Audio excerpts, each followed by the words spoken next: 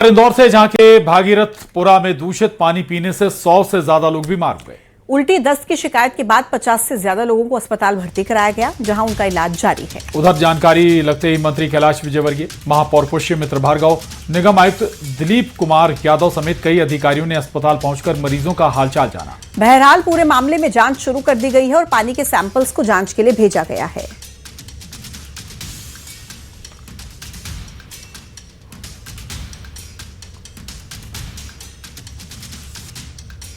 तो दूषित पानी पीने से लोग बीमार हो रहे हैं।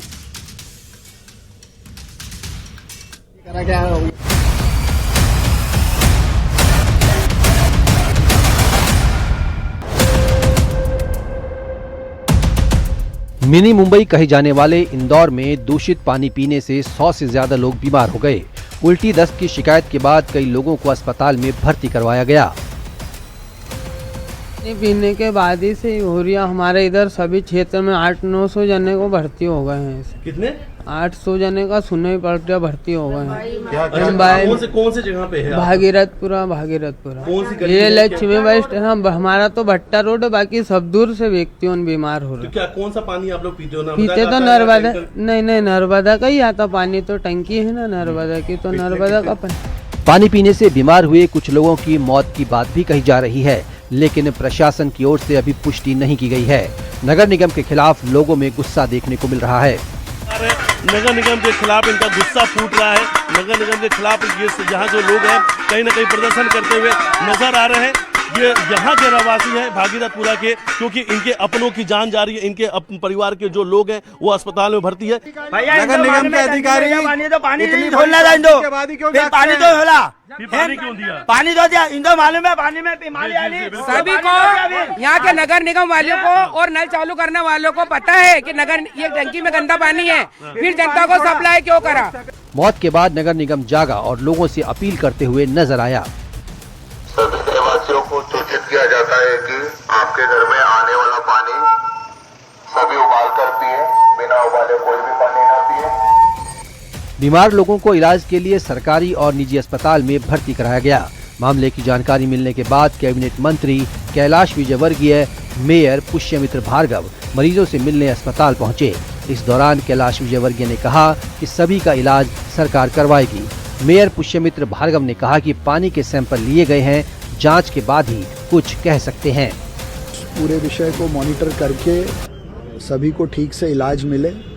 पूरे क्षेत्र में हर घर पर लोगों को पानी उबाल कर पीने, ORS और जितने लोग भर्ती हुए हैं उनके सैंपल्स की भी टेस्टिंग हो रही है। जो घर में पानी है लोगों के, उसके भी सैंपल लिए हैं। कल जब सप्लाई होगा तो उसका भी सैंपल लेकर टेस्ट कराएंगे। और इसके अलावा भी कोई विषय होगा तो वो जांच के बाद ही सामने आएगा। आदेश दिए कि किसी भी पेशेंट से पैसे नहीं लिए जाए जो प्राइवेट भर्ती हैं उनके, और जिन्हें जमा कर दी हैं उनको वापस भी हम कर देंगे। इनका पूरा खर्चा हम लोग उठाएंगे। सबसे बड़ी बात यह है कि हो क्यों रहा है, इसके लिए पानी के सैंपल लिए हैं, पानी की जांच हो रही है, और हम लोगों से आग्रह करेंगे कि अभी भागीरथपुर के लोग पानी बॉईल करके पिए। लेकिन सवाल ये आता है कि जिस टंकी से पानी की सप्लाई की जा रही है उसकी सफाई कब हुई थी? जिंदगी से खिलवाड़ करने वाले कौन कौन हैं? आखिर इन मौतों का जिम्मेदार कौन है? इंदौर से मिथिलेश गुप्ता की रिपोर्ट, न्यूज़ 18। अगले साल चुनाव होने हैं और इसको लेकर बीजेपी ने तैयारियां शुरू कर दी हैं। केंद्रीय गृह मंत्री अमित शाह मिशन बंगाल में जुट गए हैं। केंद्रीय गृह मंत्री अमित शाह ने मिशन बंगाल के लिए प्रेस कॉन्फ्रेंस की और पश्चिम बंगाल की ममता बनर्जी सरकार पर जमकर हमला बोला। टीएमसी को बंगाल की डेमोग्राफी बदलने और घुसपैठ को शह देने का गुनहगार बताया है, जिस पर बंगाल में नई बहस शुरू हो गई है। सबसे पहले आपको अमित शाह का वो बयान सुनवाते हैं जिसमें उन्होंने ममता सरकार से घुसपैठियों को लेकर सवाल पूछे हैं।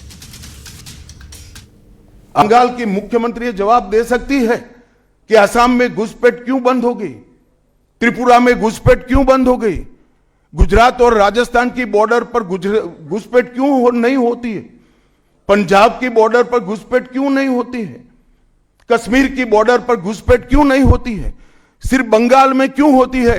क्योंकि आपकी निगहबानी में घुसपैठ कराई जाती है और बंगाल को धीरे धीरे डेमोग्राफी चेंज कर कर आप आपकी वोट बैंक को पुख्ता करनी चाहते।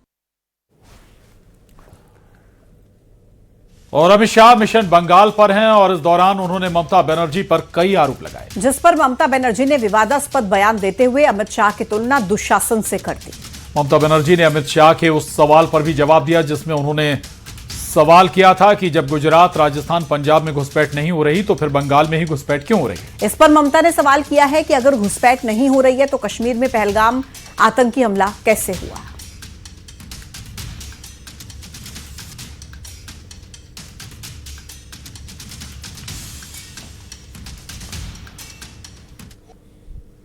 দুঃশাসন বাবু এসছেন, শকুনি মামার চেলা চামুন্ডারা ঘুরে বেড়াচ্ছে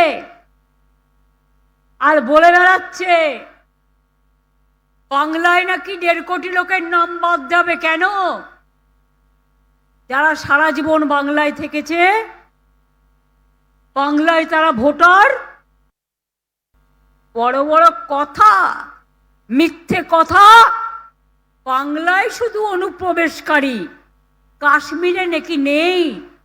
তাই যদি সত্যি হয় বন্ধু,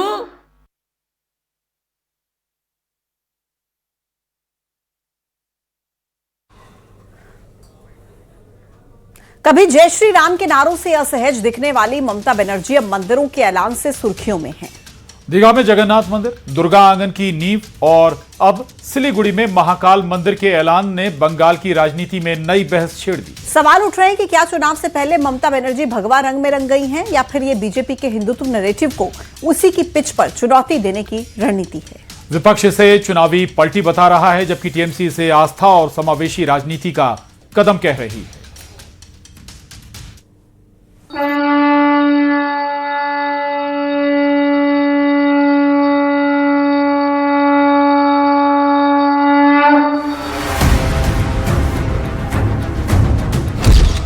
ममता ने किया सिलीगुड़ी में महाकाल मंदिर बनवाने का ऐलान।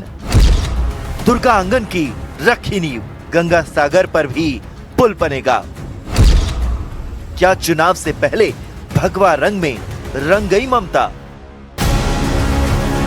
कभी जय श्री राम के नारे से चिढ़ जाने वाली ममता बनर्जी अचानक बंगाल में हिंदुओं की सबसे बड़ी हितैषी नजर आने लगी हैं।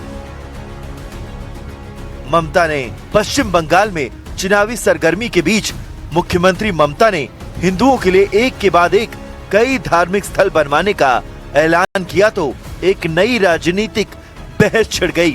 सालों तक एंटी हिंदू होने के आरोप झेलने वाली ममता बनर्जी पर विपक्ष सवाल उठा रहा है कि क्या चुनाव से पहले उन्हें अचानक हिंदुओं की याद आ गई है। ममता ने ऐलान किया है कि जनवरी के दूसरे हफ्ते में वो सिलीगुड़ी में महाकाल मंदिर की नींव रखेंगी।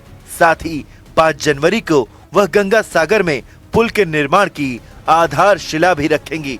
सोमवार को ममता बनर्जी ने देश के सबसे बड़े दुर्गा मंदिर दुर्गा आंगन की नींव रखी। 262 करोड़ की लागत से 15 एकड़ के इलाके में बनने वाले इस दुर्गा मंदिर में रोजाना 1 लाख लोग दर्शन कर सकेंगे। इसी साल अप्रैल में ममता दीघा में समुद्र किनारे पुरी के जगन्नाथ मंदिर के तर्ज पर बनाए गए जगन्नाथ मंदिर का उद्घाटन कर चुकी हैं। सवाल यह है कि पिछले 1 दशक से ज्यादा समय तक खुद को अल्पसंख्यक राजनीति के केंद्र में रखने वाली ममता अचानक अपनी छवि बदलने की कोशिश क्यों कर रही हैं? सिलीगुड़ी में महाकाल मंदिर यानी एक तीर से कई निशाने। उत्तर बंगाल के प्रवेश द्वार यानी कि सिलीगुड़ी में महाकाल मंदिर बनवाने का मतलब साफ है कि ममता बनर्जी अब बीजेपी को हिंदुत्व के मुद्दे पर वॉक ओवर देने के मूड में बिल्कुल नहीं है।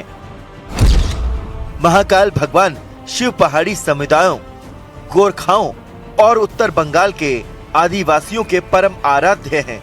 मंदिर के जरिए ममता सीधे इन समुदायों की आस्था को छूना चाहती है। बीजेपी उत्तर बंगाल में खुद को हिंदुओं की रक्षक बताकर वोट लेती रही है। ममता अब ये संदेश दे रही हैं कि मंदिर हम बनवा रहे हैं, दिल्ली वाली बीजेपी नहीं। আর একটা সুখবর দিই, জানুয়ারি মাসের সেকেন্ড উইক নর্থ বেঙ্গল থেকে আমি দেখতে পাচ্ছি মহাকাল মন্দিরের শিলান্যাস হবে। জমি কিন্তু আমি দেখে নিয়েছি, রেডি করে দিয়েছি, পুজোর দিনও আমি মনে মনে ঠিক করে নিয়েছি, টাকাও জোগাড় হয়ে গেছে। আমি बाजे কথা কম বলি। राजनीतिक जानकारों के मुताबिक ममता बनर्जी की रणनीति में ये बदलाव बताता है कि बंगाल की सियासत में हिंदू वोट की अहमियत अब नजरअंदाज नहीं की जा सकती। ममता बनर्जी की कई धार्मिक सक्रियता को बीजेपी की पिच पर खेलना माना जा रहा है, लेकिन सवाल ये है कि क्या ये रणनीति ममता के एंटी हिंदू के पुराने आरोप को कमजोर कर पाएगी या फिर उन पर चुनावी पलटी मारने का इल्जाम और गहरा हो जाएगा।